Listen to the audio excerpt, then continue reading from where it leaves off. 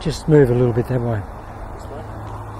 Okay guys, what I'm going to do is just get Mr. X to, he hasn't hit any shots, but just get him to hit a couple of shots with that club back. He likes that because it gets him in the channel, doesn't it? Yeah, it does. And it's very much the Mo Norman action, but it's like a preload and an extra pre-turn and an extra pre-turn. So just hit a couple. And tell me where you, so you clearly feel when you get back here that you're aiming real over to first base. Well, to the right of the first base. Yeah. So you really got to stay committed, stay back, and just trust that by the time you get to the ball, the face is going to be pointing that way. My backswing for me feels like when I've set up behind the ball, where that face is pointing, that's the line back away from the ball that I want to use. Okay. That gets me in the channel. That goes back. Now Mr. X is a little bit different to me, and when I set up on the ball, I have my club face pointing at the target. He has his, as he goes back, his is pointing away from the target, but he releases hard. I don't release it anywhere near as hard as he does. So he's always releasing the club face back to turn down, which squares it up. I've always got it square to a little bit closed at address so that when I take it back in, it's a little bit shut.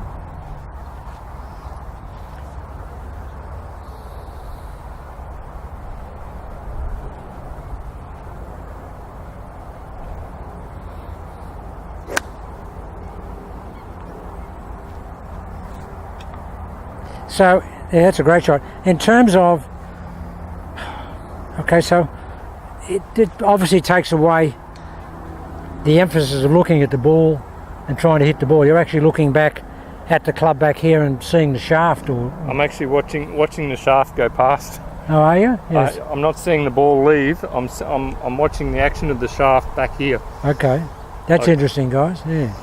I can see the shaft and a little bit of the head. The head's a bit of a blur, but I can see the shaft moving. So you're really committed to the 5 o'clock nose. Now guys, it's just something if you're having trouble staying back, just a little drill. If you're having difficulty staying back.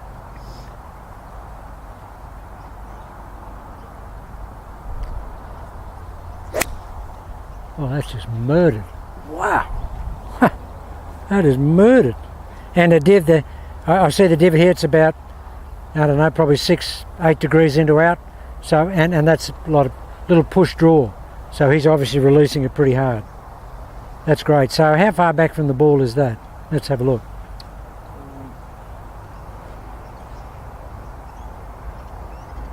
Okay, it's what? Probably about a foot? About a foot, maybe 10 inches. Oh, I think it's more than 10 inches. It's about a foot.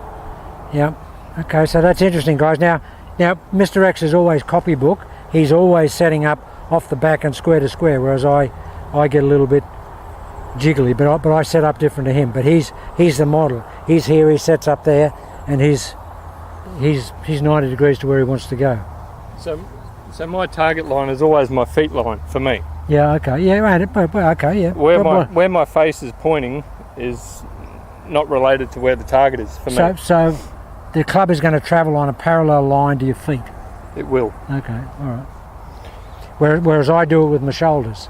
Anyone standing behind me would look at my setup and go, "Oh, he's going to hit it over that fence over there." We used to stand behind Mo Norman because Mo Norman started the club back, and what happened with Mo Norman, everybody standing behind said, "Oh, he aims to the right and pulls it," but he didn't. Mo used to do this. Mo was here, then he'd do that.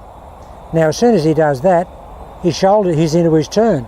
His shoulders are pointing over there, and people from behind used to think he was aiming to the right, but he was just into his turn, and you're just into your turn, and I'm just into my turn.